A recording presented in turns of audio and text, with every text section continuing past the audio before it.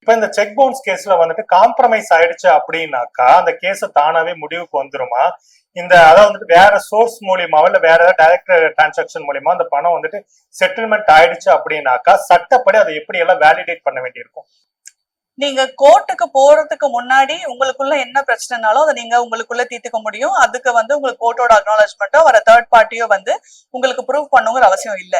But எப்போ உங்க case கோர்ட்டுக்கு போயிடுச்சோ அப்போ நீங்க பண்ற எல்லா டிரான்சாக்சனுமே பண்ற எல்லாமே கோர்ட் மூலமா அக்னாலஜ் பண்ணணும். இப்போ ஃபார் எக்ஸாம்பிள் ஒரு கோர்ட்ல கேஸ் ஃபைல் ஆயிருக்கு அப்படின்னா கோர்ட் இந்த கேஸ் கன்சர்ன் பர்சன் வித்ட்ரா பண்ணிக்கிறாங்க பிகாஸ் அந்த கேஸ்க்கு உண்டான பணத்தை இந்த கன்சர்ன் பர்சன் கொடுத்துட்டாங்க அப்படிங்கிறது கோர்ட் மூலமா ரெக்கார்ட் ஆனால் ஒழிய அந்த கேஸ் கோர்ட்ல முடியாது.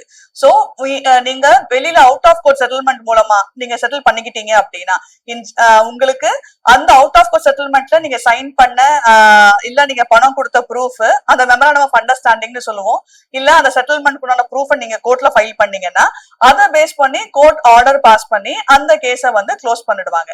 இன் ஜெனரல் நெகோஷியபிள் இன்ஸ்ட்ருமெண்ட் ஆக்ட்ல dishonour of cheques compoundable offence தான்.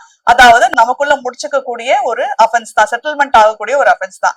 ஆனா அந்த செட்டில்மெண்ட் கோர்ட்ல ரெக்கார்ட் ஆனாதான் உங்களுக்கு வேலிடிட்டி இருக்கும். சில சமயம் நிறைய பேர் அவுட் ஆஃப் கோர்ட் செட்டில்மெண்ட்னு சொல்லிட்டு வெளியே காசு வாங்கிட்டு கோர்ட்ல இல்லங்க என்ன ஏமாத்திட்டான் எனக்கு பணம் கொடுக்கல அப்படின்னு சொன்னாங்க அப்படின்னா உங்களுக்கு இன்னும் லயபிலிட்டி கண்டினியூ ஆகும். அப்ப நான் பணம் கொடுத்துட்டேங்கிற டிஃபென்ஸை உங்களால சூஸ் பண்ண முடியாது. நீங்க என்ன பண்ணாலும் அது கோர்ட்ல ரெக்கார்டிங்ல வரணும்.